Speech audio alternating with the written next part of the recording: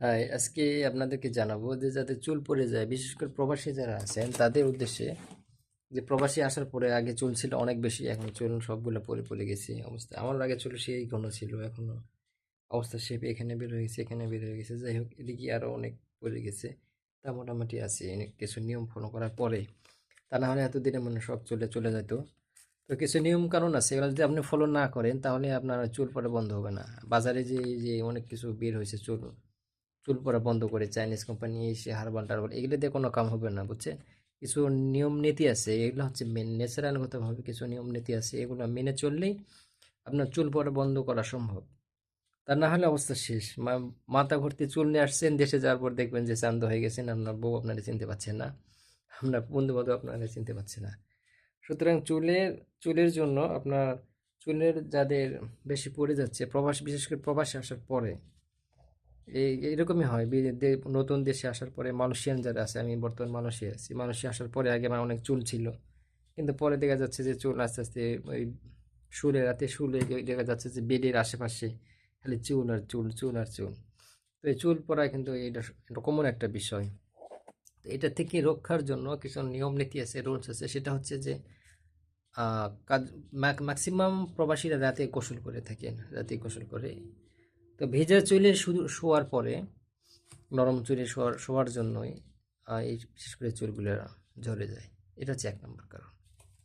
সুতরাং রাতে যারা গোসল দিবেন, গোসল দিলেও এই পর্যন্ত ওয়াশ করবেন। আর মাথাটা দরকার হলে সকালে ওয়াশ করবেন, শুধু মাথাটা সকালে ওয়াশ করবেন, আর এই পর্যন্ত ওয়াশ করবেন। এটা হচ্ছে 1 নম্বর, এই রুলসটা আপনাদের মানতেই হবে। আর আজেবাজে তেল দিবেন না, যদি দরকার হয় অরিজিনাল নারকেলের তেল বা সরিষার তেল দিবেন। আজেবাজে কোনো তেল দিবেন না, ওই জেল টেল অনেক কিছু আছে, এগুলো দিবেন না। এগুলো হচ্ছে চুল পড়া, চুল নষ্ট করে। ন্যাচারালগতভাবে যে নারকেল তেল আছে, সরিষার তেল আছে, এগুলো দিবেন, চুল ইনশাল্লাহ ভালো ভালো থাকবে। আর এই আজেবাজে কোনো ওই বাজারে যেগুলো জিনিস আছে এগুলো দিলে কিন্তু চুল পড়া বন্ধ হবে না। এগুলো কিন্তু সমস্যা। আপনি যে বাজারে যা কিছুই আছে এগুলো, এটা আমি কিনছিলাম, অনেক কিছু আমি কিনছি, কোনো কাজ হয়নি। পরে একজনের কাছ থেকে পাইছি, একটা ডাক্তারের কাছ থেকে পাইছি যে যে রাতে গোসল দেওয়া যাবে না, ভেজা চুলে ঘুমানো যাবে না। আর ভেজা চুলে ঘুমানোর জন্য চুল পরে একবারে চুল বেশি ঝরে যায়। সো প্রবাসী যারা আছে তাদের, যারা চুল নিয়ে চিন্তিত আছেন, তারা এটা মনে রাখবেন, রুলটা ফলো করবেন, ইনশাল্লাহ আপনার চুল পড়া বন্ধ হয়ে যাবে, কোনো সমস্যা হবে না। এটা হচ্ছে 1 নম্বর টিপস। তাছাড়া অন্যান্য মানসিক টেনশন আছে, বংশগত কিছু জন আছে যেটার কারণে চুল পড়ে যায়, অনেকে মাথা চুল পড়ে যায়। এটা বংশগত সাইটও আছে অবশ্য, সেটা হলেও কিছু করার নাই। সেটা চুল পড়বেই, বা বংশগতভাবে হলো সে চান্দু যাকে বলি, মালয়েশিয়া বললে চান্দাকে বলে বতা।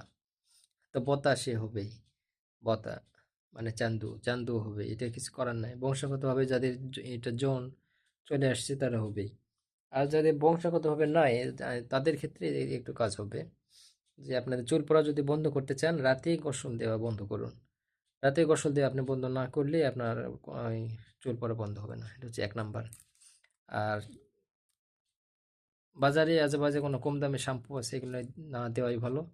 দরকার হলে সাবান দেন, কোনো সমস্যা নেই, ভালো সাবান দেন। কিন্তু আজেবাজে শ্যাম্পু, কম দামের শ্যাম্পু, এই বাজারে যে নতুন নতুন কোম্পানি বিভিন্ন দেশের ওই সানসিল্ক, ক্লিয়ার শ্যাম্পুগুলো তৈরি করে, বাজারজাত করে, নর্মালি বিভিন্ন কোম্পানিতে এগুলো বানায়, অরিজিনাল না। এগুলো দেওয়ার ফলে চুলের ক্ষতি করে।